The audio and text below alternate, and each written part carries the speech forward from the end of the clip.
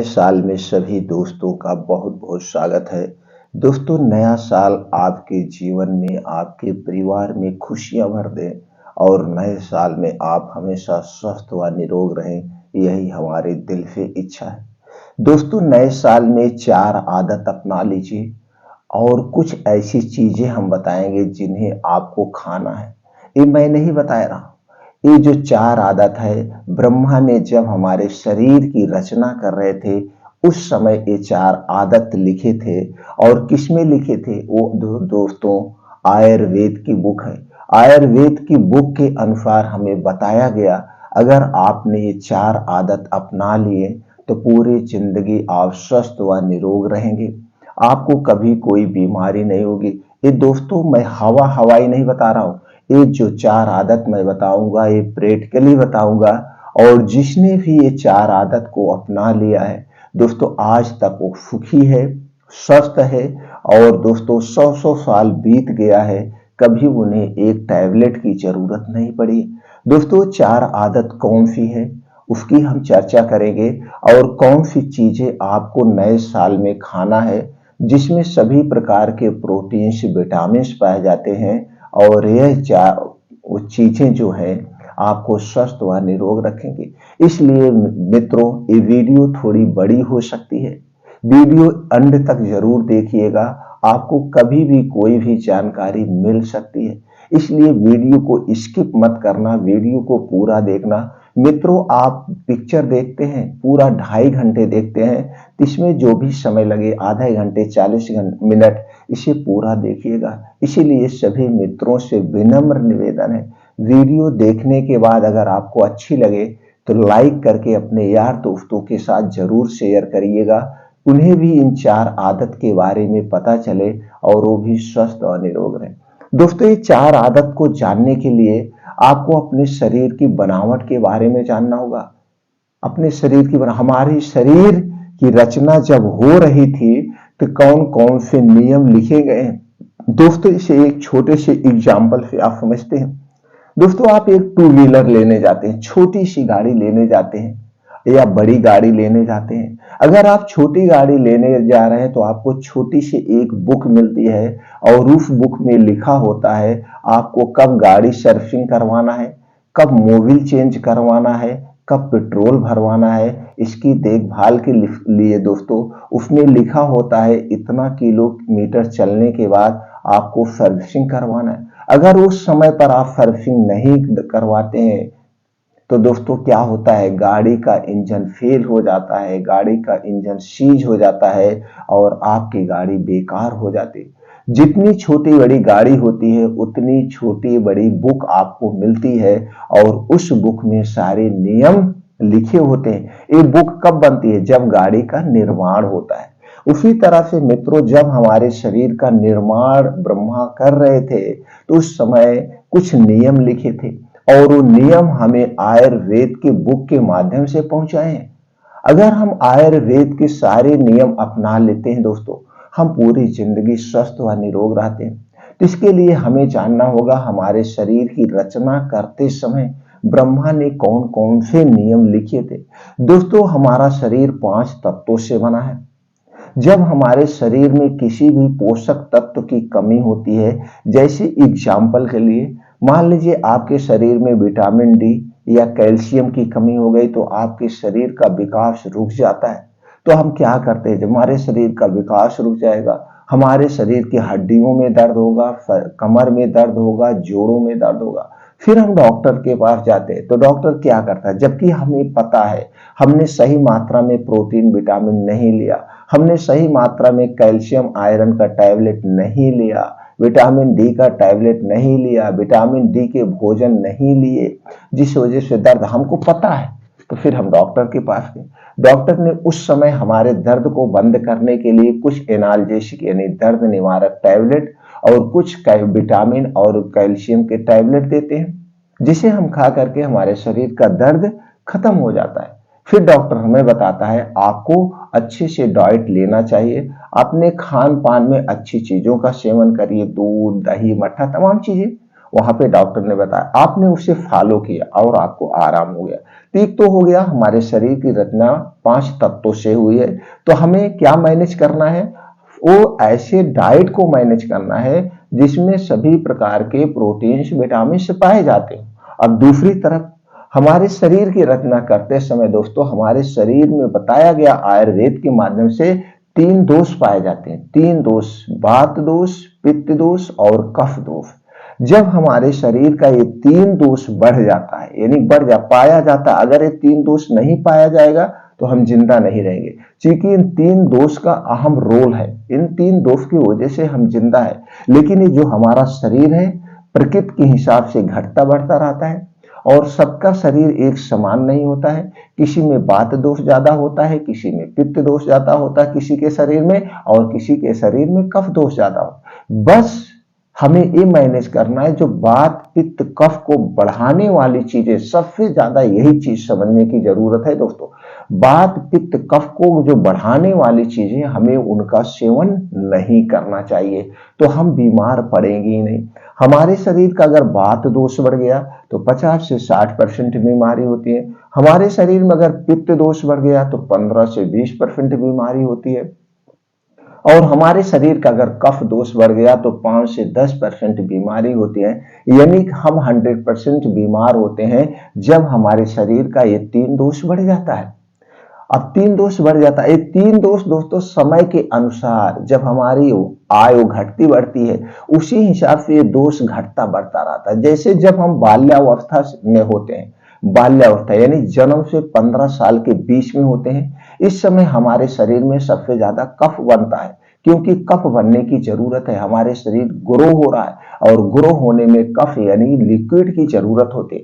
तो बस हमें इतना ध्यान देना है, जो हमारे घर के बच्चे हैं, कफ को बढ़ाने वाली चीजें उन्हें नहीं देना है, क्योंकि बच्चे हैं, उन्हें नहीं पता है क्या खाना चाहिए क्या नहीं खाना चाहिए। उसमें पेरेंट्स को जागरूक होना चाहिए, तो आपका बच्चा कभी बीमार नहीं होगा और ना वो कभी गंभीर बीमारी का शिकार होगा।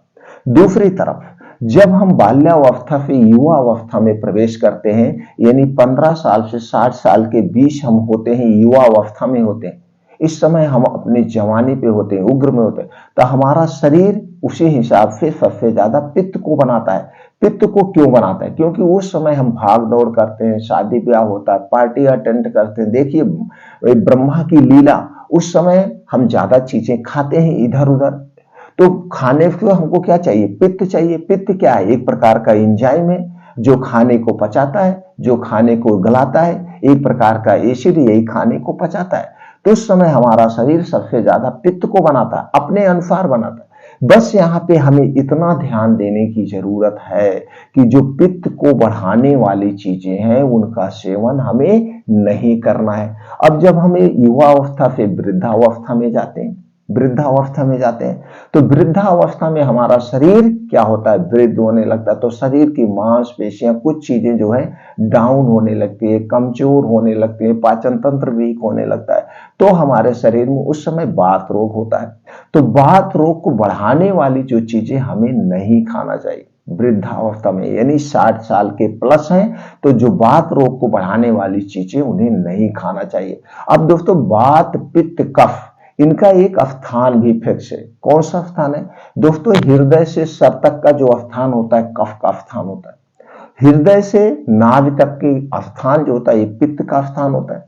नाभि से शरीर तक का जो स्थान होता है वो दोस्तों किसका स्थान होता है? वात का स्थान होता है। तो आप समझ गए, वात पित्त कफ का स्थान है, फिक्स हो गया। वात पित्त कफ को आप जान गए। अब दोस्तों यहाँ पे हमें ये जानने की जरूरत है, वात पित्त कफ को बढ़ाने वाली जो चीजें हैं हमें नहीं खाना है। सबसे बड़ी चीजें यहीं पे हम बीमार होते हैं। और दोस्तों इसके बाद हम जानेंगे शाम की आदत। अगर आपने शाम की आदत को अपना लिया तो दोस्तों आप कभी बीमार नहीं पड़े। तो सबसे पहले हम दोस्तों जानते हैं वात पित्त कफ को जो बढ़ाने वाली चीजें हैं उनका सेवन नहीं करना है। लेकिन उसके पहले आपको ये जानना होगा वात रोग के क्या लक्षण है। अगर आपके शरीर में वात बढ़ा हुआ है तो उसके क्या लक्षण आपको प्रकट होंगे। अगर ये लक्षण नजर आ रहे हैं तो समझ लीजिए आपके शरीर में वात रोग हो गया। पित्त रोग के क्या लक्षण है और कफ रोग के क्या लक्षण, तीनों को पहले हम लक्षण जानते हैं, फिर इन तीनों को बढ़ाने वाली जो चीजें जिनका सेवन हमें नहीं करना है उसे हम जानते हैं। दोस्तों, अगर आपके शरीर में वात रोग बढ़ा हुआ है तो उसके लक्षण है 80 प्रकार के वात रोग, 7 प्रकार के बुखार, घुटना, कमर, जोड़ों में दर्द, संधिवात, सर्वाइकल स्पंडलाइटिस, लकवा, गठिया, हाथ पैर शरीर कांपना, पूरे शरीर में सूजन, कहीं पे भी दबाने से गड्ढा हो जाना, लिंग दोष, नामर्दी, इंद्री में लूजपन, नसों में टेढ़ापन, छोटापन, उत्तेजना की कमी, मंद बुद्धि, वीर की कमी, बुढ़ापे की कमजोरी, मिर्गी, चक्कर का आना, एकांत में रहना। अगर इसमें से कोई लक्षण नजर आ रहा है तो समझ लीजिए आपके शरीर में वात रोग बढ़ रहा है। बस वात दोष को बढ़ाने वाली जो चीजें उनका सेवन मत करिए, बीमारी अपने आप आपका शरीर इसे ठीक कर लेगा। क्योंकि दोस्तों, हमारे शरीर में ऐसे ऐसे हार्मोन्स पाए जाते हैं जो कि अपनी बीमारी को खुद ठीक करने की क्षमता रखते हैं। बस हमें उन्हें जागृत करने की जरूरत है। जागृत हम कैसे करें? वो चीजों को छोड़ दें और हमेशा खुश रहें। खुशी के हार्मोन्स जो है सभी बीमारी को ठीक कर लेते हैं। अब दोस्तों, हम समझते हैं पित्त दोष के क्या लक्षण है। जब आपके शरीर में पित्त दोष बढ़ जाएगा उसके कौन से लक्षण प्रकट होंगे?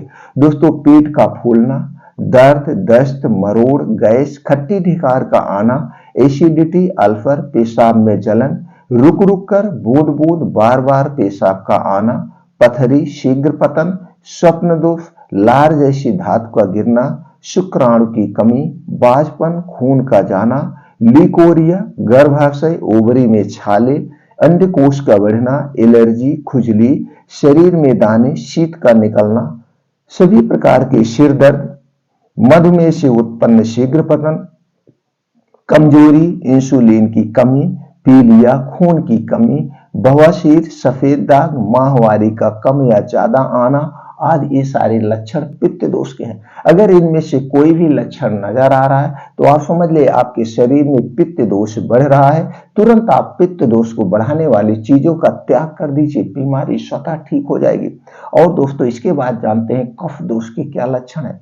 जब आपके शरीर में कफ बढ़ गया है, उस समय आपके घर में बच्चा है, आप दोस्तों बड़े नहीं है, आप छोटे हैं, तो छोटे हैं तो आप समझ लीजिए आपके बच्चों में लक्षण नजर आ रहा है तो समझ लीजिए कफ दोष बढ़ गया है, या आपके बड़े में लक्षण नजर आ रहा है तो समझ लीजिए कफ दोष बढ़ गया है। तो कफ दोष को बढ़ाने वाली चीजें मत खाइए। चलिए इसके लक्षण को समझ लेते हैं। बार बार सर्दी, खांसी, छींक का आना, एलर्जी, इस्नोफिलिया, नजला, टीवी, सीने में दर्द, घबराहट, मृत्यु का भय, हार्ट अटैक के लक्षण, सांस का फूलना, गले में दर्द, गांठ, सूजन, टांसिल, कैंसर के लक्षण, थायराइड, ब्लड प्रेशर, बिस्तर पे पेशाब करना, शरीर मुंह से बदबू आना, लीवर, किडनी में सूजन, सेक्स इच्छा की कमी, चेहरे का कालापन, मोटापा, जांघों का आपस में जुड़ना, गुप्तांग में खुजली, घाव, सुजाग, कान का बहना, शरीर का फूल जाना,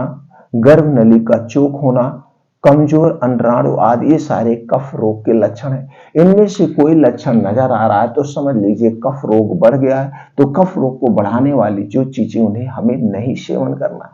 चलिए मित्रों, अब हम जानते हैं वात, पित्त, कफ को जो बढ़ाने वाली चीजें हैं जिनका सेवन हमें नहीं करना है। तो तीनों को बढ़ाने वाली जो चीजें उनका सेवन नहीं करना। सबसे पहली चीज जो है दोस्तों है चीनी। चीनी का सेवन हमें नहीं करना चाहिए। क्यों नहीं करना चाहिए? चीनी दोस्तों बनता तो गन्ने से ही है। गन्ने से चीनी भी बनती है, गन्ने से गुड़ भी बनता है, गन्ने से राब भी बनती है। लेकिन जो चीनी बनने में प्रोसीजर किया जाता है, 5 से 6 प्रोसीजर से गुजरना पड़ता है और इसमें दोस्तों कुछ केमिकल डाले जाते हैं। उसमें से एक केमिकल होता है सल्फर। वही सल्फर जो गोला बारूद में प्रयोग होता है। जो तो अगर हम दोस्तों गोला बारूद में प्रयोग होने वाले सल्फर को हम खा रहे हैं तो हमारे पेट में तो गैस एसिडिटी बनेगी। तो दोस्तों ये गैस एसिडिटी को बनाती है। जिस दिन आप अंदाज लीजिए, जिस दिन चीनी से बनी हुई चीज आप खा रहे हैं, चीनी से बनी हुई चीज को पचाने में दोस्तों 7 से 8 घंटे लगते हैं। नॉर्मल खाना आपका 3 से 4 घंटे में पच जाता है। तो इसलिए हमें चीनी और चीनी से बने हुए जितने भी सामान है उनका सेवन हमें नहीं करना चाहिए। दूसरी चीज है दोस्तों मैदा, जो सबसे खतरनाक है। मैदा बनने में जो प्रोसीजर किया जाता है वो खतरनाक है। कैसे दोस्तों? मैदा बनता है गेहूं के आटे से, और आटे से, गेहूं से ही आटा भी बनता है। लेकिन दोस्तों जब ये मैदा बनता है तो उसमें से गेहूं के ऊपर की लेयर निकाल ली जाती है जिसमें फाइबर बनता है, पाया जाता है। अभी क्या बचा? क्या वेस्ट बचा? ये चिकनाहट चीज बची, और चिकनी हुई चीज हमारे आंतों को, लीवर को बीमार बनाती है। तो मैदा से बनी हुई कोई भी चीज हमें नहीं खाना चाहिए। एक गैस, एसिडिटी, कब्ज को बढ़ाती है। इसलिए मैदा से बनी हुई कोई पदार्थ नहीं लेना चाहिए। अगला चीज है दोस्तों और खतरनाक है, वो है रिफाइन किया हुआ तेल और प्लस डालडा। दोस्तों आज तो मार्केट में डबल रिफाइन आ रहा है, ये और खतरनाक है, वो और खतरनाक है। तो दोस्तों क्यों? क्योंकि दोस्तों ये तेल जो बनता तो सोयाबीन से, लेकिन इस पे रिफाइन किया जाता है। इससे रिफाइन करने में 10 से 11 प्रोसीजर करने पड़ते हैं, और दोस्तों इसे 200 डिग्री टेम्परेचर पर हीट किया जाता है, और इसे कुछ केमिकल डाले जाते हैं। आप तेल सब खाइए, आप दोस्तों सोयाबीन खरीदिए, आप जाके तेल निकलवा लीजिए, और जो आप तेल निकलवा के लाए वो तेल, और जो आप सोयाबीन का तेल खरीद के ला रहे हैं रिफाइन किया हुआ, दोनों तेल को मैच करिए। आप दोनों तेल को जब मैच करेंगे, जो तेल आप खरीद के ला रहे हैं वो पानी की तरह एकदम झलकता नजर आएगा, और जो तेल आपने खुद निकलवाया है सोयाबीन का तेल, वो तेल गाढ़ा होगा, झाग युक्त होगा, मोटा होगा, आपको देखने में गंदा लगेगा। यही तो अच्छा कोलेस्ट्रॉल है, उसमें तो बैड कोलेस्ट्रॉल पाया जाता है। तो इसलिए दोस्तों हमें रिफाइन किया हुआ तेल नहीं लेना चाहिए, डबल रिफाइन किया हुआ तेल बिल्कुल नहीं लेना चाहिए। तेल आप सब खाइए, बीन्स खरीदिए, उस बीन्स को लाके आप खुद अपने सामने पेरवाइए, तेल निकलवाइए, उसका सेवन करिए, वो हमारे स्वास्थ्य के लिए हानिकारक नहीं है। इसलिए दोस्तों रिफाइन किया हुआ तेल और डालडा में बनी हुई जितनी भी चीजें, उनका सेवन हमें नहीं करना चाहिए। और दोस्तों सफेद नमक के स्थान पर हम सीधा नमक सबसे अच्छा है, ब्लैक नमक सबसे अच्छा है। इन दोनों नमक को मिक्स करके, या कभी सीधा नमक खाइए, कभी काला नमक खाइए, इनका हमें सेवन करना चाहिए। और दोस्तों बाहर की कोई भी चीज हमें नहीं खाना चाहिए। Junk food, fast food, pizza, burger, ये जो बनाने का प्रोसीजर किया जाता है, बनाने का जो प्रोसीजर किया जाता है वो नुकसानदेह है। और दोस्तों जिन चीजों से ये बनता है वो नुकसानदेह है। डिब्बा बंद, पैकेट बंद, जंक फूड, फास्ट फूड, बाहर की जितनी चीजें, इनका सेवन हमें नहीं करना चाहिए। क्यों नहीं करना चाहिए? जो डिब्बा बंद, पैकेट बंद है, जितने भी सामान है, जैसे बिस्किट है, टोस्ट है, ब्रेड है, आइसक्रीम है, बाहर की जितनी भी मिठाइयां हैं, ये सारी चीजें किससे बनती है? चीनी से बनती है, मैदे से बनती है, और रिफाइन या डालडे में इन्हें छाना जाता है। ऊपर से दोस्तों हमारे स्वाद को बढ़ाने के लिए इसमें कुछ बेस डाले जाते हैं, कलरफुल बनाने के लिए आर्टिफिशियल कलर डाला जाता है। और इसे दोस्तों जैसे बिस्कुट की एक्सपायरी 6 महीना, आइसक्रीम की एक्सपायरी 1 साल, चिप्स नमकीन की एक्सपायरी 3-3 महीने होती है, ब्रेड टोस्ट की एक्सपायरी 3-3 महीने होती, बन किससे रहा? मैदे से बना। अब दोस्तों आप घर पे कभी रोटी बना लीजिए, रोटी भी तो, पूरी आप बनाते हैं, पूरी तो भी आपने तेल में छाना है। पूरी आप 3 महीना बाद खाएंगे? नहीं खाएंगे। उसमें क्या होगा? फफूंदी लग जाएगी, जाले पड़ जाएंगे, कीड़े पड़ जाएंगे तरह तरह।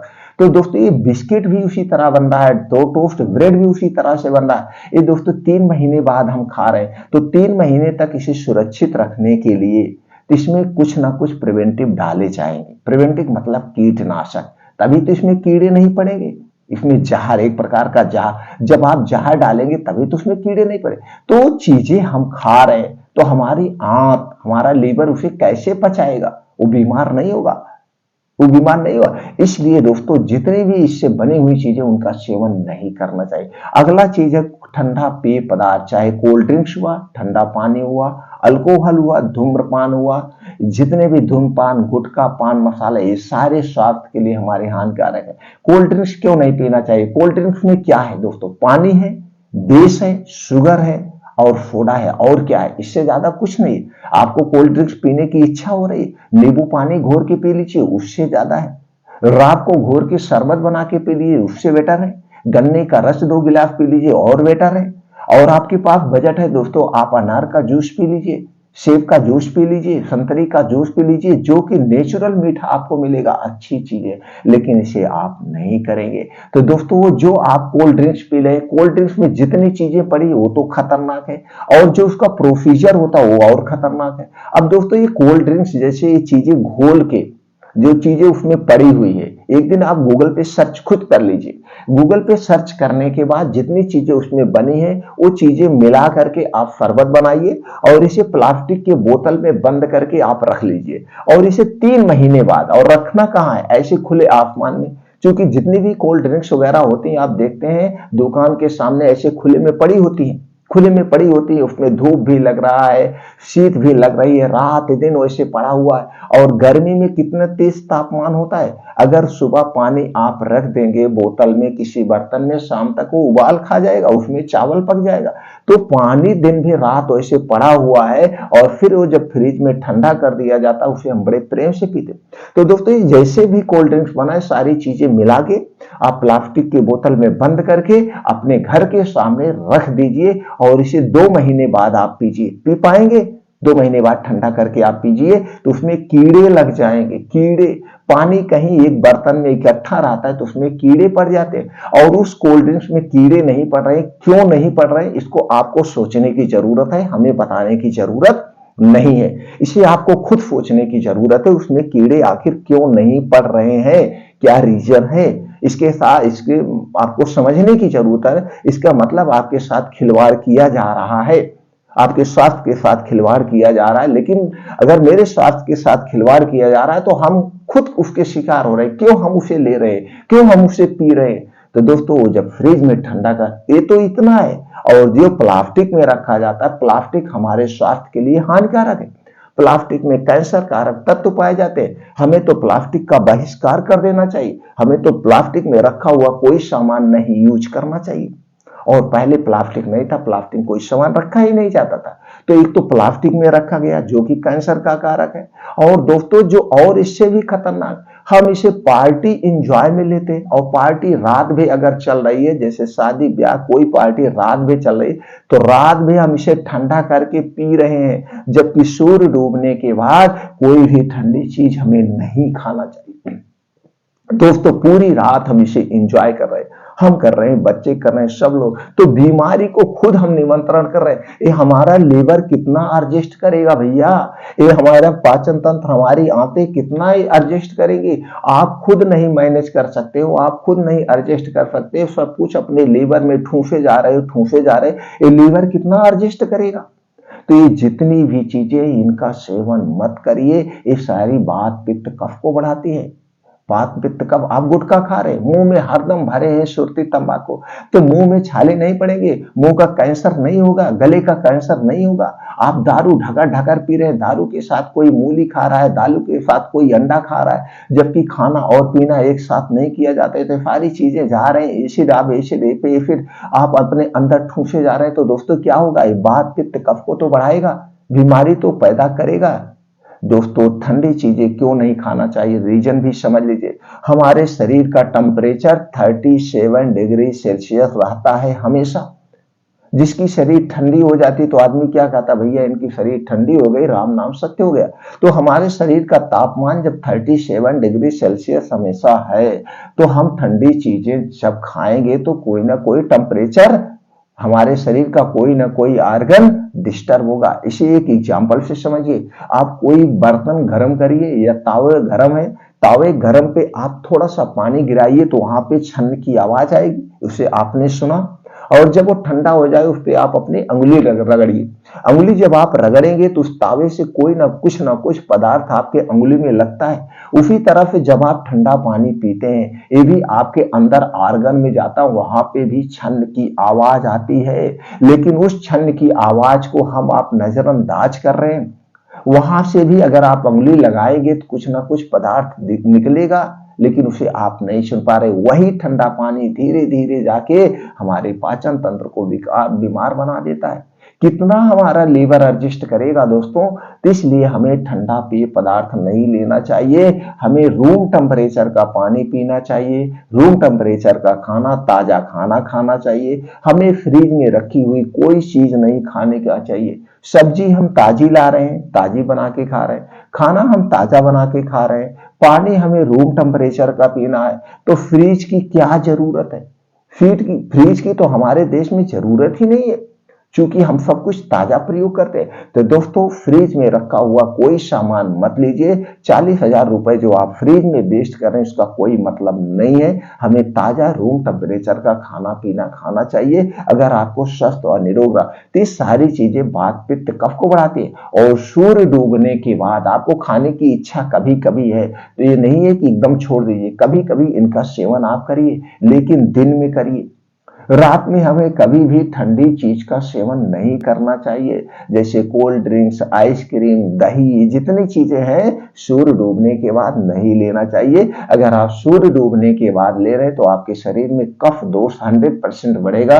और जब शरीर का कफ दोष बढ़ेगा तो दोस्तों आप समझ लीजिए जो 10 से 15% बीमारी हो रही, जो हमने लक्षण बताया, वो बीमारी आपको होने से कोई नहीं रोक सकता है। आज यही कारण है हमारे सारे युवा भाई कोल्ड ड्रिंक्स और अल्कोहल खूब ले रहे हैं। और दोस्तों आज यही कारण है कि जो है heart attack, blood pressure, blood sugar के शिकार हो रहे हैं, युवा पीढ़ी शिकार हो रहा है। हमारे युवा भाई बंधु जागरूक हो जाइए, सब लोग जागरूक हो जाइए, अपने आप को बीमारी से बचाइए। दोस्तों जितने भी चीजें हमने बताया, अगर आज से आपने गांठ मान ले इन चीजों का हम सेवन नहीं करेंगे, दोस्तों आप लिखित ले लीजिए या आप खुद करके देखिए, ज्यादा दिन नहीं, सिर्फ आप 28 दिन इसका पालन करके देखिए। इन्हें 28 दिन के लिए आप छोड़ दीजिए। 28 दिन के बाद आपके शरीर में एक नया बदलाव ना आ जाए तो मित्रों कहना आपके शरीर में कोई भी बीमारी होगी, जो भी दवा आप ले रहे हैं वो दवा धीरे धीरे कम हो जाएगी।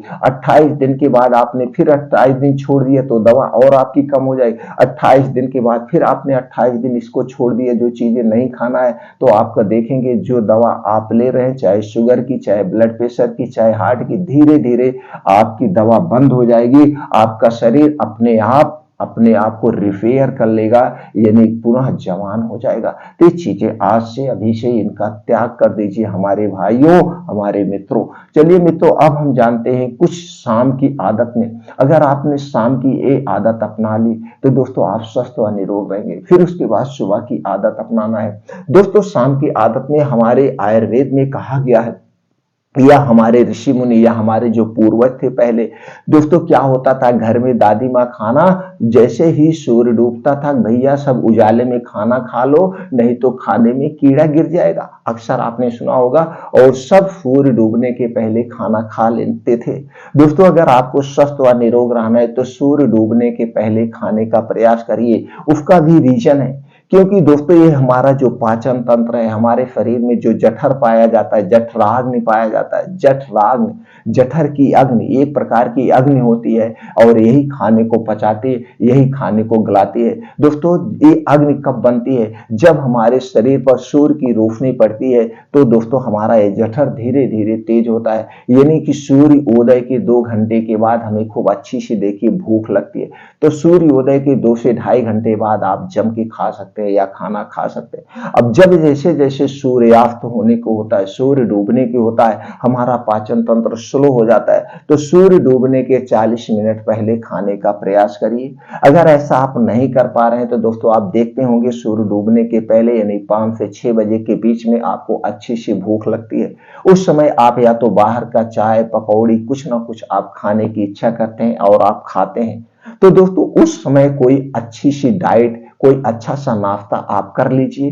वो नाश्ता आप अच्छे से करिए जिससे रात में खाने की जरूरत ही ना हो। अब वो आप मान लीजिए 6 बजे के पहले आपने वो नाश्ता कर लिया, तो आपको सोना कितने बजे है, 10 बजे, तो 6 4 10 4 घंटे का पूरा समय मिल गया उस खाने को पचाने में। वो खाना आराम से पच गया। अब सोते समय 1 गिलास दूध वगैरह पी के आप सो सकते हैं, तो आपका खाना वो पच गया। ऐसा अगर मुमकिन है तो अति उत्तम है, आप एकदम स्वस्थ निरोग रहे। अगर ऐसा भी आप नहीं कर पा रहे तो दोस्तों रात का खाना 7 से 8 बजे के बीच खाने का प्रयास करिए। और इस खाने को खाना मत समझ के खाना, सिर्फ मुंह जूठा करना है, भूख मिटाना है। जैसे कुछ लोग कहते हैं भैया मुंह जूठा कर लो कम से कम, तो मुंह जूठा करना, तो मुंह जूठा में जैसे एक रोटी थोड़ी सी सब्जी लेके मुंह जूठा कर लो, जिससे वो आधे घंटे 2 घंटे में पच जाए।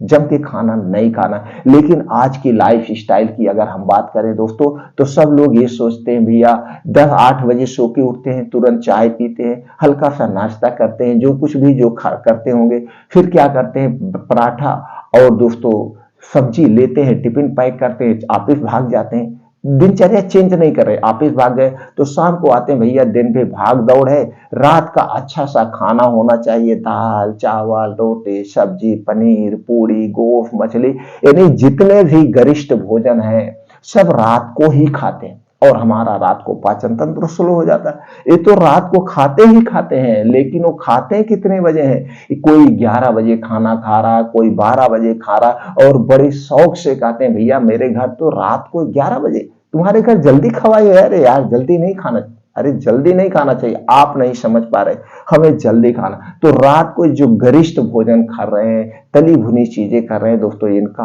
आप त्याग कर दीजिए। सूर्य डूबने के बाद हमारा पाचन तंत्र स्लो हो जाता है, तो इसलिए दोस्तों रात का खाना आप स्किप करने का प्रयास करिए। इसीलिए कहा जाता है अगर रात का खाना आप सूर्य डूबने के पहले खा रहे हैं, 10 बजे तक वो खाना पच गया, सुबह आपको 10-11 बजे खाना है तो ये खाना पच गया। अब 10 बजे से सुबह 10 बजे तक 12 घंटे का समय मिलता है आपके अंदर के जितने आर्गन है, किडनी को, हार्ट को, दिमाग को और दोस्तों लीवर को रिलैक्स होने का, ये अपने आप को रिपेयर कर लेते हैं इस 12 घंटे में। तो दोस्तों हमारी आयु अपने आप बढ़ जाएगी, हमारा शरीर हमेशा स्वस्थ व निरोग रहता है। इसीलिए रात के खाने पर विशेष ध्यान देना चाहिए, सूर्य डूबने के पहले या फिर मुंह जूठा रात में करिए। रात का दोस्तों खाना जब भी खाइए, जो भी हल्का फुल्का खा रहे हैं, पहले उसी मुद्रा में आप आधे घंटे 40 मिनट बैठे रहिए, जिससे वो खाना सही से डाइजेस्ट हो जाए। अब इसके बाद आपको कम से कम 1000 कदम 500 कदम स्लो टहलना है, स्लो टहलना है। एक प्रक्रिया करने के बाद अब जब आप बिस्तर पे जाएंगे, चाहे गर्मी हो चाहे ठंडी हो, आपको हाथ पैर मुंह अच्छी तरह से धुल लेना है। धुलने से क्या होता है, जब बाहर से आप आ रहे हैं कहीं से आ रहे हैं, हाथ पैर मुंह वैसे खाने के पहले ही धुल लेना चाहिए, क्योंकि सब चीजें साफ सफाई से हो जाए। तो धुलने के बाद दोस्तों आपको हाथ पैर अच्छे से पोंछ लेना है, पानी पूरा सूख जाए। अगर ठंडी का सीजन है तो दोस्तों हाथ पैर को गुनगुने पानी से धुलिए, लेकिन हमेशा मुंह को ठंडे पानी से ही धुलना चाहिए, क्योंकि मुंह में आंख होती है, आंख को कभी भी गुनगुना या गर्म पानी से मत धुलिएगा, चाहे जो सीजन हो ठंडे पानी से ही धुलना चाहता है, नहीं तो आंख को नुकसान पहुंचता है। तो इसलिए हमें अगर गर्मी का सीजन है तो नॉर्मल पानी से धुलिए, ठंडी का सीजन है तो आंख मुंह को दोस्तों नॉर्मल पानी से धुलिए, हाथ पैर को आप किससे धुल सकते हैं, गुनगुने पानी से। धुलने के बाद पोंछ लीजिए। पोंछने के बाद जब बिस्तर पे जाना है, आपको 4 अंगों पर तेल लगाना है। इस शरीर का जो 4 अंग है सबसे महत्वपूर्ण अंग है। इन 4 अंगों से आपके पूरे शरीर की नसें जुड़ी होती है। वो 4 अंग कौन सा है दोस्तों, चलिए जान लेते हैं। यहाँ पे आपको तेल लगाना है। तो दोस्तों सबसे पहला अंग जो सबसे शक्तिशाली है और सबसे महत्वपूर्ण है वो आपकी नाभ है। कि आपकी नाभ, नाभ के पीछे एक पेकोटी ग्रंथि पाई जाती है और इसी पेकोटी ग्रंथि से, इसी पेकोटी ग्रंथ से शरीर की सारी नसें जुड़ी होती है। इसलिए पेकोटी ग्रंथ शरीर की सबसे शक्तिशाली नस होती है। सारी नसें जुड़ी होती, तो आपको क्या करना है, रोज सोते समय शुद्ध सरसों का तेल, शुद्ध सरसों का तेल आपको अपनी नाभ में लगाना है। या दोस्तों आप जिस स्टेट से हैं, मान लीजिए आपके स्टेट में कौन सा तेल सबसे ज्यादा मिलता है, उस तेल को लगाइए, क्योंकि आपका शरीर वहां के हिसाब से ढला होता है। जैसे आप केरला के हैं, आपके यहाँ सबसे ज्यादा नारियल होता है तो आप नारियल के तेल लगा लीजिए। कहीं कहीं पे दोस्तों सबसे ज्यादा तिल होता है तो वहां के लोग तिल का तेल लगा सकते हैं। तो तीनों में से कोई भी तेल लगा लीजिए, सबसे शुद्ध सरसों का है, या आप जिस स्टेट से हैं जो वहां पे होता है मौसम के हिसाब से वो तेल आप लगा लीजिए। तो दोस्तों आपने नाभ में शुद्ध सरसों का तेल लगाना है। जब आप शुद्ध सरसों का तेल नाभ में लगाते तो सारी नसों दोस्तों यहाँ से ऑयलिंग हो जाता है, पाचन तंत्र आपका दुरुस्त रहता है, आपको दोस्तों अच्छी सी नींद आती है। जोड़ों का दर्द, गठिया का दर्द है तो उसमें भी रिलीफ मिलता है। इसी तरह से इसके बहुत सारे फायदे। दूसरा अंग आपका है पैर का तालू। दोस्तों सोते समय शुद्ध पैर के तालू में तेल मलने से आपको नींद बढ़िया से आती है, डिप्रेशन दूर होता है, शरीर से दर्द गायब हो जाते हैं। तो आपको पैर के तालू में तेल लगाना है। और तीसरा है दोस्तों है आपका सर।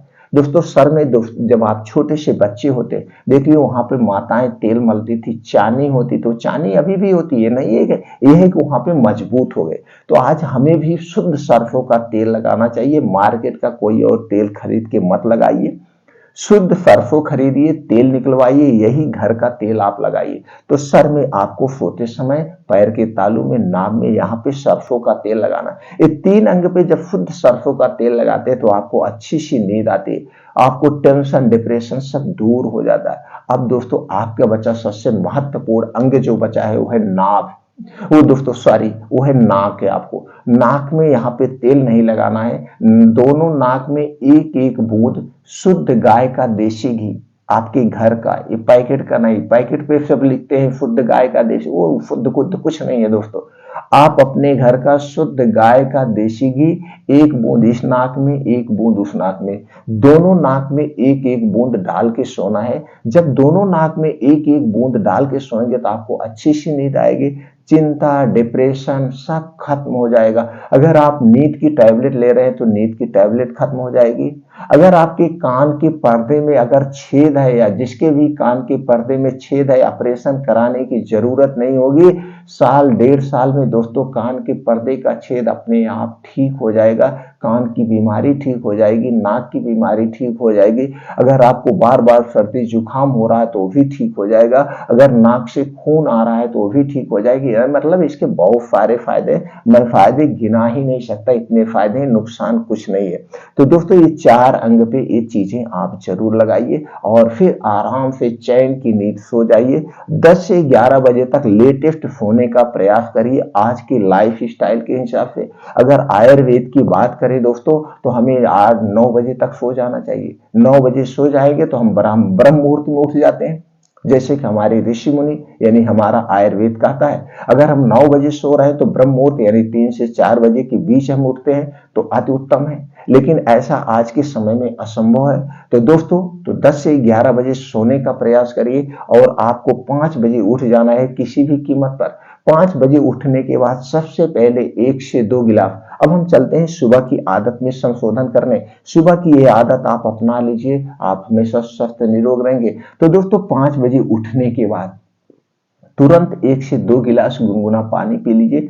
आप गुनगुना पानी ये बासी मुंह पीना है, मुंह को थूकना नहीं है, मुंह खंगालना नहीं है, ऐसे बासी मुंह। ये जो रात भर में आपके मुंह में सलाइवा है ये आपके पाचन तंत्र को डिटॉक्स कर देगा, आपके आंतों को डिटॉक्स कर देगा, पानी के साथ मुंह में जाएगा। तो दोस्तों आपको क्या करना है, बासी मुंह 1 से 2 गिलास जो पीने की इच्छा है पानी पीजिए। पानी पिएंगे तो इससे गैस, कब्ज, एसिडिटी को ठीक करने में मदद मिलती है, या आपको गैस, कब्ज, एसिडिटी से राहत मिलती है, या आपको गैस, कब्ज, एसिडिटी नहीं होगी। तो 1 से 2 गिलास गुनगुना पानी पीने के बाद अब आप फ्रेश होकर के 5, सवा 5 बजे तक आपको घर छोड़ देना है किसी भी कीमत पर। अब 5 बजे से 7 बजे, अब इस 2 घंटे के बीच में आपको क्या करना है, ये 2 घंटे का आपको अपने शरीर के लिए देना है। ये 2 घंटे को आप कभी कंप्रोमाइज नहीं करेंगे। इस 2 घंटे में आपको करना क्या है, आपके साथ मोबाइल नहीं होगी, मोबाइल से आप डिस्कनेक्ट हो जाइए, परिवार से डिस्कनेक्ट हो जाइए। 2 घंटा आप अपने में खो जाइए, अपने लिए आपको देना है, अपने शरीर को स्वस्थ बनाने के लिए देना है, आपको जवान बने रहने के लिए 2 घंटे का समय डेली देना ही देना है। अब 2 घंटे में क्या करना है, सबसे पहला है आपको 5 से 6 किलोमीटर का मॉर्निंग वॉक करना है। चाहे आप 15 साल के हैं, चाहे आप 85 साल के हैं, इसका कोई मतलब नहीं है, बस अपने शरीर की क्षमता के अनुसार से तेज धीम चलना है। अब 5 से 6 किलोमीटर का मॉर्निंग वॉक आप दोस्तों इसे आधे घंटे में कवर करने का प्रयास करिए। दोस्तों जब आप इसे आधे घंटे में कवर करने का प्रयास करते हैं तो आपको तेज चलना पड़ सकता है, दौड़ लगाना पड़ सकता है, ये दोनों चीजें करना पड़ेगा, क्योंकि ये डेली का प्रैक्टिकल मैं बता रहा हूं। तो आप तेज लगा के या दौड़ लगा के, जैसे आपकी उम्र है, इसे कम से कम समय में कवर करने का प्रयास करिए। दोस्तों जब इसे आधे घंटे में आप कवर करने का प्रयास करेंगे तो आप देखेंगे आपका जो हार्ट बीट है नॉर्मल से 10 गुना ज्यादा हो जाएगी, और जितना तेज आपका हार्ट चलेगा आपके शरीर में खून का उतनी तेज पंप होगा दोस्तों, दौड़ा होगा, तो गर्मी होगी और पसीने के माध्यम से आपसे शरीर से विषैले पदार्थ बाहर हो जाएंगे। और तेज चलने के बहुत सारे बेनिफिट्स, अगर हम बेनिफिट की बात करें तो दोस्तों वीडियो और लंबी हो जाएगी, सिर्फ जान लीजिए बेनिफिट ही बेनिफिट है, कोई नुकसान नहीं है।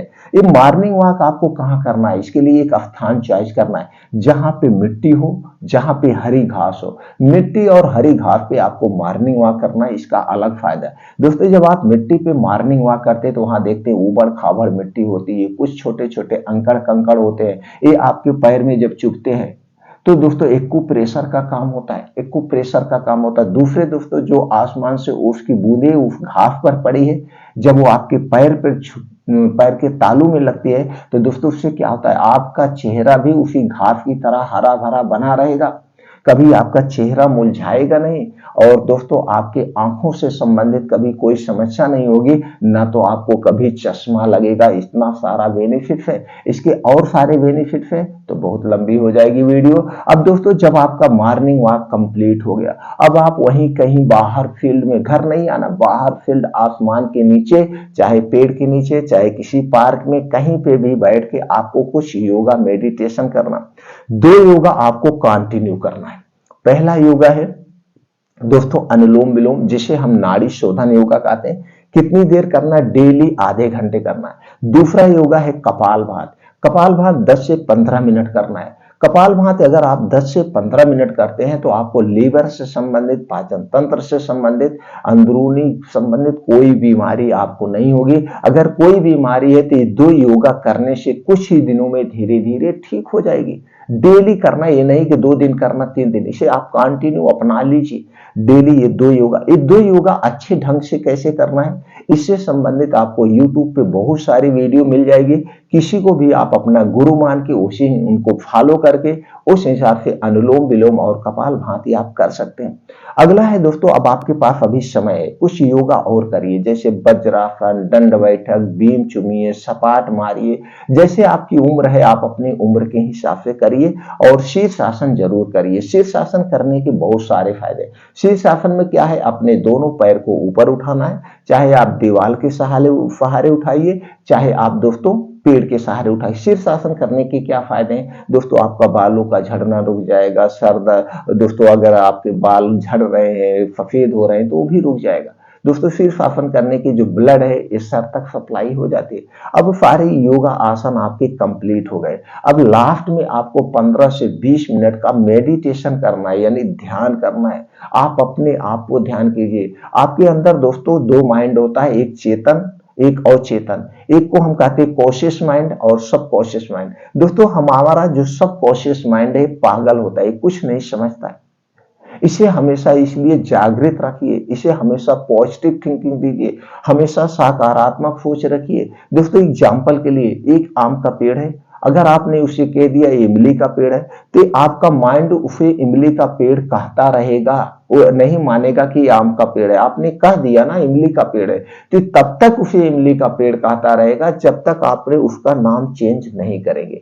इसलिए दोस्तों आप अपने सबकॉन्शियस माइंड को जागृत रखिए। दोस्तों हमारे अंदर ऐसे ऐसे हार्मोन्स होते हैं, ऐसे ऐसे हार्मोन्स होते हैं जो सभी प्रकार की बीमारी को ठीक कर सकते हैं। दोस्तों हम अपने अंदर की हीलिंग पावर से, अपने अंदर की शक्ति से खतरनाक से खतरनाक बीमारी को ठीक कर सकते हैं। इसके लिए आपको हमेशा खुश रहना पड़ेगा, चिंता नहीं करना पड़ेगा। तो जब दोस्तों हम खुश रहते हैं, हमारे अंदर खुशी के हार्मोन्स रिलीज होते हैं और ये खुशी के हार्मोन्स खतरनाक खतरनाक बीमारी को ठीक कर सकते हैं हीलिंग पावर से। तो दोस्तों आप अपने के अंदर की खुशी के हार्मोन्स को जागृत करिए, हीलिंग पावर को जागृत करिए। दोस्तों आज अमेरिका पे इस पे रिसर्च हुआ है और अमेरिका में बहुत सारे ऐसे लोग हैं जिन्होंने अपने अंदर यानी हीलिंग पावर से कैंसर जैसी खतरनाक बीमारी को ठीक किया है। और इसका प्रमाण आपको YouTube पे मिल जाएगा, गूगल पे मिल जाएगा, विथ एड्रेस, विथ प्रूफ आपको मिल जाएगा। और ऐसा ही इंडिया में 1-2 लोग भी कर चुके हैं, उनका भी आपको दोनों जगह पे लिंक मिल जाएगा। मैं ऐसे नहीं कह रहा हूं, आप प्रैक्टिकली बता रहा हूं। तो दोस्तों आप अपने अंदर का जो हीलिंग पावर है, खुशी के हार्मोन्स इन्हें रिलीज करिए, खुश रहना सीखिए, कभी नेगेटिव मत सोचिए और कभी चिंता मत करना, हमेशा चिंतन करना और खुश रहना। ये 15 से 20 मिनट का आपको डेली ध्यान करना। अगर ये सुबह की आदत अपना लिया, आपने शाम की आदत अपना लिया, तो दोस्तों आप हमेशा स्वस्थ व निरोग रहेंगे। अब दोस्तों हमें कुछ खाना खाने के रूल्स अपनाना होगा, कुछ पानी पीने के रूल्स अपनाना होगा। तो खाना खाने के रूल्स में यही है दोस्तों, जब भी आप खाना खाएं बैठ के अलथी पलथी मार के और एक निवाला को 32 बार चबा के खाएं। दोस्तों हमारे शरीर में 2 पाचन तंत्र होता है, एक होता है दोस्तों आपका मुंह, जहां पे खाना 80% पचता है, दूसरा आपका है लीवर, जहां पे खाना 20% पचता है। इसलिए मुंह वाले चक्की को हमेशा एक्टिव रखिए। जब भी कोई भी चीज खाइए उसे 32 बार चबा चबा के खाइए। दोस्तों जब आप 32 बार चबा चबा के खाते हैं तो मुंह में वो खाना एकदम लार पानी बन जाता है। अब आपको पानी पीने की भी जरूरत नहीं पड़ेगी।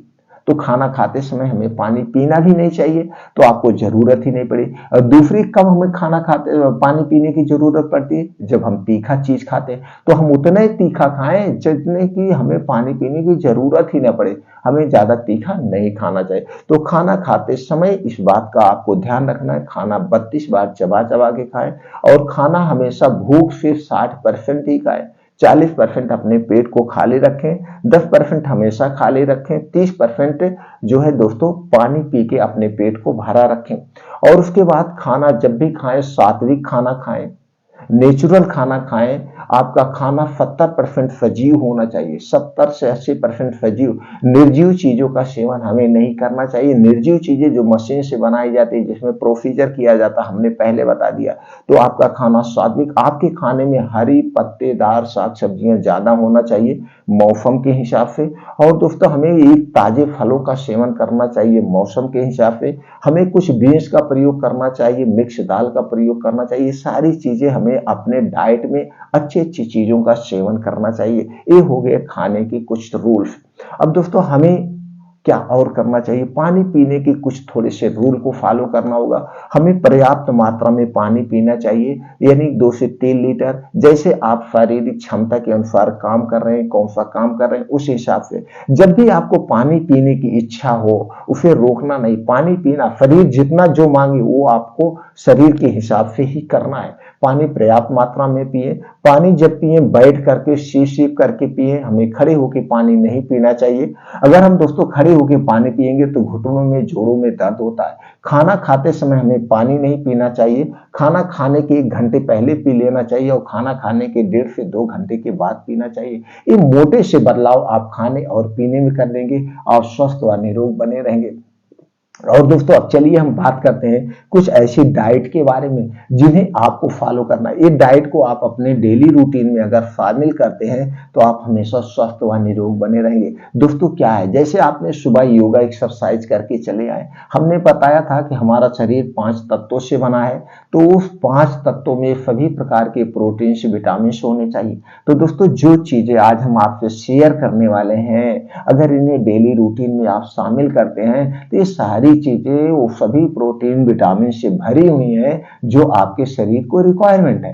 तो दोस्तों जब आप योगा एक्सरसाइज मॉर्निंग वॉक करके आएंगे उस समय आपको क्या करना है, लेना है आपको चना 20 ग्राम, मूंग 20 ग्राम, कद्दू का बीज 1 चम्मच, खरबूज का बीज 1 चम्मच, सूरजमुखी का बीज 1 चम्मच, बादाम 7 से 8 पीस, किशमिश 10 ग्राम, अलसी का बीज 1 चम्मच, मूंगफली का दाना 15 ग्राम, अखरोट 2 से 3 पीस। इसमें जितनी चीजें आप ज्यादा से ज्यादा चीजें ले सके वो चीजें लीजिए आप अपने बजट के हिसाब से। ये सारी चीजें आपको अच्छी तरह से धुल लेना है। धुल करके मिट्टी के बर्तन में आपको भिगोना है। ध्यान दीजिए दोस्तों, मिट्टी के बर्तन में जब कोई चीज हम मिट्टी के बर्तन में भिगो के खाते हैं तो मिट्टी जो है दोस्तों इसमें जो विषैले पदार्थ होते हैं अपनी तरफ खींच लेता है, अपनी तरह इसकी गर्मी को अपनी तरफ खींच लेता है। इसलिए जब भी खाना मिट्टी के बर्तन में भिगो के खाना, दोस्तों इसे मिट्टी के बर्तन में भिगोना है। अब जब आप सुबह योगा एक्सरसाइज मॉर्निंग वॉक करके आएंगे तो बैठ के आराम से अलथी पलथी मार के ये सारी चीजें आपको खाना है। इसके खाने के 3 घंटे बाद तक कुछ नहीं खाना पीना है और इसे खाने के 1 घंटे पहले कुछ नहीं खाना पीना है। अब ये 3 घंटे तक आपके पेट में पचेगा, कुछ नहीं, 1 घूंट पानी भी नहीं पीना है। 1 घूंट पानी भी आपको नहीं पीना। 2.5 से 3 घंटे प्यास लगेगी नहीं। तो दोस्तों ये चीजें आपको खाना है। बस इसे खाने में खरीदने में एक सावधानी बरतना है। बादाम जब भी खरीदिएगा दोस्तों, मार्केट में 2 टाइप की बादाम मिलती है, एक खट्टी बादाम और एक मीठी बादाम। आपको खट्टी बादाम नहीं लेना है। खट्टी बादाम में साइनाइड टाइप का पॉइजन पाया जाता है जो आपके स्वास्थ्य के लिए हानिकारक है। हमेशा बादाम को चेक करके लेना, मीठी बादाम लेना है। दूसरा दोस्तों, ये जो बीन्स है, कद्दू का बीज, सूरजमुखी का बीज, खरबूज का बीज, ये सारे बीज दोस्तों दो टाइप के आते हैं, एक जमाने वाला और एक खाने वाला। तो दोस्तों आपको खाने वाला बीज लेना है। खाने वाला बीज कहाँ मिलेगा? पंसारी की दुकान पे मिलेगा, ड्राई फ्रूट की दुकान पे मिलेगा, कुछ किराना वाले भी रखते हैं, और आयुर्वेदिक जो है जड़ी बूटी वाली दुकान उनके यहाँ मिलेगा। तो आपको लेने हैं खाने वाले बीज, ये आपको सावधानी बरतनी है। अब आप दोस्तों इसे खाने के बाद अब आपको भोजन करना है। जब 3 घंटे बाद, मान लीजिए इसे आपने 8 बजे खाया, तो 11 बजे अब आपको भोजन भूख लगी होगी, तो खाने में आप अनाज ले सकते हैं। अनाज में क्या है? जैसे दाल, चावल, रोटी, सब्जी, जो चीजें आपके खाने की इच्छा हो वो सारी चीजें आप अपनी एक अच्छी सी थाल सजाइए। जो भी खाना आपको उपलब्ध हो खाने में आप खा सकते हैं। खाने के 1 घंटे के बाद, लेकिन इतना ध्यान देना दोस्तों, जो सब्जी बनेगी, सब्जी में अजवाइन और मेथी होना चाहिए। जो आप दाल खाएंगे उस दाल को दोस्तों लहसुन से, हींग से और देसी घी से तड़का जरूर दीजिएगा। तब दाल जो है गैस नहीं बनाती है, गैस एसिडिटी नहीं बनाती जब उसे छौंका दिया जाता है। तो ये आपका खाने का हो गया। खाने के 1 घंटे के बाद आपको 1 कटोरी दही लेना है और उसी में 50 ग्राम गुड़ डाल के खाना है। दही और गुड़ का कॉम्बिनेशन सबसे बेस्ट है पाचन तंत्र को स्ट्रांग बनाने के लिए। दोस्तों आप कभी शुभ काम के लिए जाते हैं तो आपको दही गुड़ खिलाया जाता है, इतना अच्छा दही गुड़ होता है। तो दही में क्या पाया जाता है? लैक्टोबैसिलस बैक्टीरिया पाया जाता है, जो हमारे पाचन तंत्र को इंप्रूव करता है। और दोस्तों जब हम इसमें गुड़ मिला देते हैं तो इसकी शक्ति बढ़ जाती है। अगर आप इसमें नमक मिला देंगे तो बैक्टीरिया मर जाएंगे, इसलिए दही में नमक डाल के नहीं खाना चाहिए। गुड़ डाल के आप दही गुड़ 1 चम्मच, लेकिन ये दही आपकी घर की होगी। दही को जब भी खाना मिट्टी के बर्तन या कांच के बर्तन में ही खाना है, बाकी किसी और बर्तन में नहीं खाना है। दही जब भी जमाना मिट्टी के बर्तन में जमाना, और अपने घर की दही होनी चाहिए। पैकेट की दही खाने से कोई मतलब नहीं है। पैकेट की दही दोस्तों आपको प्लास्टिक में मिलती है, जो हमने पहले बताया हमारे स्वास्थ्य के लिए सबसे ज्यादा खतरनाक है। तो हमें बाहर की दही नहीं लेना है, घर की दही खाना है। ये हो गया खाना खाने के 1 घंटे के बाद। अब आपको दोस्तों, आपने 11 बजे खाना खाया, ये खाना आराम से पचेगा, इसे आप पचने दीजिए। अब दिन में अगर आपको भूख कुछ लग रही है तो कोई एक आप मौसमी फल ले सकते हैं। मौसम के हिसाब से 1-2 फल आप अपने डेली रूटीन में शामिल कर लीजिए, उसी में समय मैनेज करके। अब दोस्तों आज हम आपको एक सलाद ऐसा बताएंगे जो सलाद सर्वगुण संपन्न है, बहुत सारी बीमारियों से बचाएगा। और सलाद में जो चीजें हमने शामिल किया है, ये चीजें आपको डेली खाना भी चाहिए, क्योंकि ये छोटी छोटी चीजें हैं लेकिन बड़ी बीमारी से बचाती हैं। दोस्तों उसके पहले हमें जान लेना चाहिए सलाद खाने के कुछ नियम होते हैं। सलाद खाने का सबसे पहला नियम है, जब भी सलाद को खाइए खाने के साथ नहीं खाना चाहिए। जबकि लोग खाने के साथ सलाद खाते हैं, हमें सलाद को खाने के साथ नहीं खाना चाहिए, खाने के स्थान पर खाना चाहिए। यानी कि जब आप सलाद खाइए उस टाइम खाना आप मत खाइए, ये पहला नियम है। दूसरा है दोस्तों, सलाद हमें दिन में खाना चाहिए, रात में नहीं खाना चाहिए, क्योंकि सलाद में हाई प्रोटीन विटामिन होते हैं, रात में ये पचेगा नहीं सूर्य डूबने के बाद। इसलिए सलाद को हमें दिन में खाना चाहिए। सलाद खाने के 1 घंटे पहले और सलाद खाने के 3 घंटे बाद तक हमें कुछ नहीं खाना पीना चाहिए। एक दिन में हमें कितना सलाद खाना चाहिए? जितना आपका वेट है, वेट का 5%। जैसे आपका वेट अगर दोस्तों 50 किलो है तो 250 ग्राम सलाद हमें लेना चाहिए। अगर हमारा वेट 60 किलो है, वजन 60 किलो है, तो हमें 300 ग्राम सलाद लेना चाहिए, उसका 5%। ये हो गया सलाद खाने के नियम।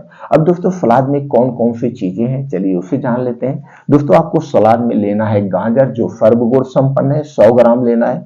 चुकंदर 50 ग्राम, प्याज 25 ग्राम, मूली 1 पीस, टमाटर 50 ग्राम, अदरक का 3 से 4 इंच का 1 टुकड़ा, लहसुन 3 से 4 कली, पुदीना की 7 से 8 पत्ती, हरी धनिया की कटी हुई पत्ती 2 चम्मच, भुना हुआ जीरा पाउडर आधा चम्मच, काली मिर्च का पाउडर 1 या 2 चुटकी, और स्वादानुसार इसमें काला नमक आप मिला लीजिए। अब आपका 1 प्लेट सलाद रेडी हो गया।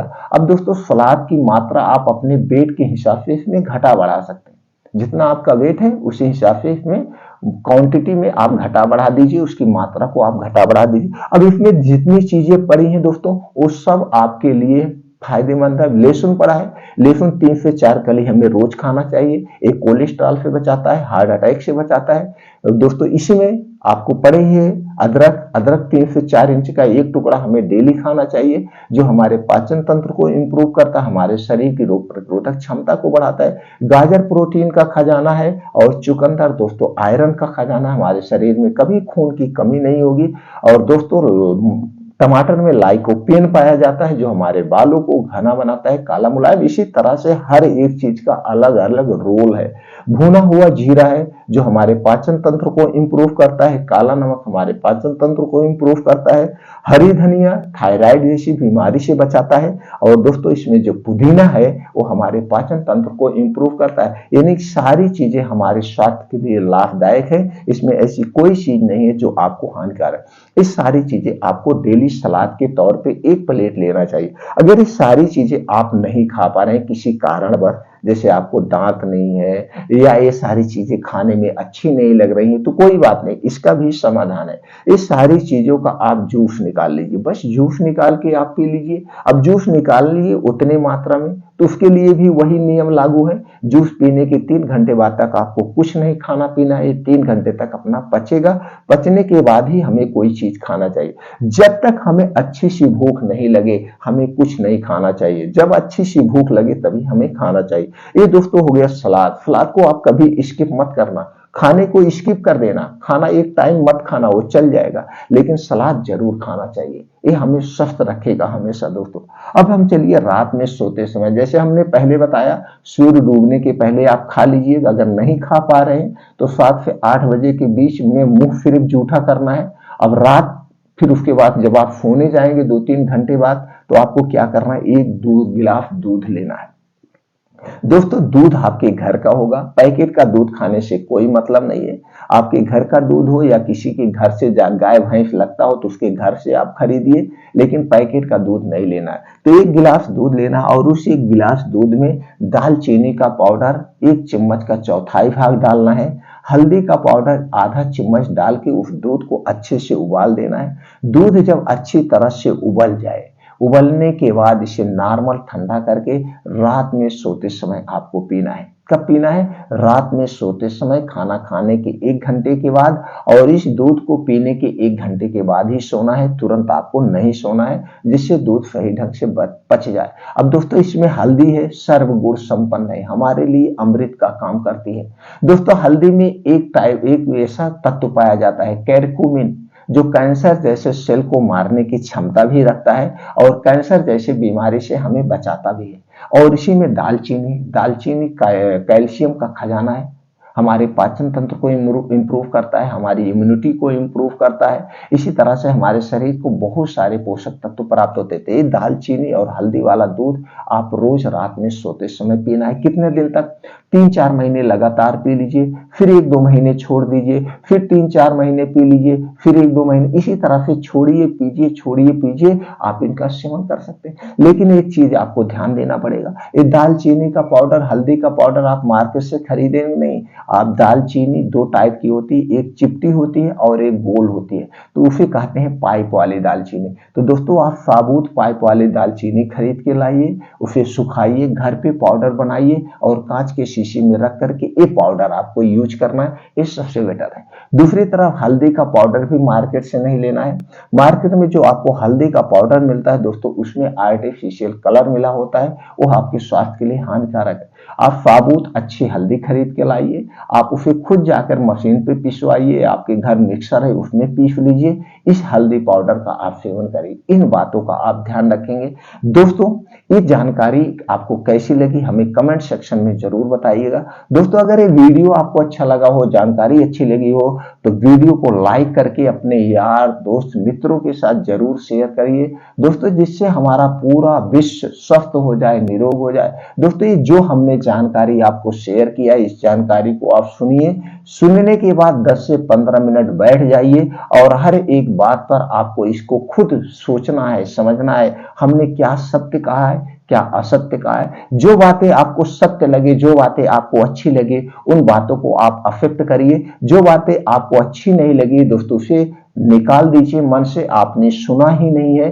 तो दोस्तों अच्छी बातों को एक्सेप्ट करिए और अपने जीवन में नहीं उतारिए। दोस्तों अगर इससे आप सहमत हैं और आप हमसे जुड़ा रहना चाहते हैं तो दोस्तों चैनल को सब्सक्राइब कर लीजिए, बेल आइकॉन का बटन ऑन कर दीजिए, जिससे हर एक वीडियो की नोटिफिकेशन आपको मिलती रहे। हमारे सभी वीडियोज में दोस्तों आयुर्वेद का आपको संपूर्ण ज्ञान मिलेगा, कुछ घरेलू ऐसे अद्भुत नुस्खे मिलेंगे जिन्हें अपनाकर आप हमेशा स्वस्थ व निरोग रख सकते हैं। आयुर्वेद की कुछ ऐसी दवाओं के बारे में जानकारी मिलेगी जिन्हें आप अपना करके स्वस्थ निरोग रह सकते हैं। तो दोस्तों इसीलिए हमसे आप जुड़े रहने के लिए चैनल को सब्सक्राइब कर लीजिए। वीडियो दोस्तों ज्यादा से ज्यादा लोगों तक शेयर जरूर करिएगा। इसी तरह से आप स्वस्थ रहें, निरोग रहें। और दोस्तों लास्ट में एक बात जरूर कहेंगे, सुबह वाला 2 घंटा कभी स्किप मत करना। ये 2 घंटा आप अपने लिए निकालिए, अपने शरीर के लिए निकालिए, जिससे आप स्वस्थ रहें, निरोग रहें, हमेशा हेल्थी बने रहें। दोस्तों हमेशा हेल्थी बने रहे और चिंता मुक्त जीवन जिए। चिंता चिता के समान है, आप हमेशा चिंता मुक्त रहिए। चिंता चिता को मौत के समान होते, चिंता कभी मत करना, खुश रहना। दोस्तों जब हम खुश रहते हैं तो अच्छे अच्छे हार्मोन्स हमारे शरीर से रिलीज होते हैं, जो बीमारी को फतह ठीक कर लेते हैं। फिर मिलते हैं दोस्तों अगले वीडियो में।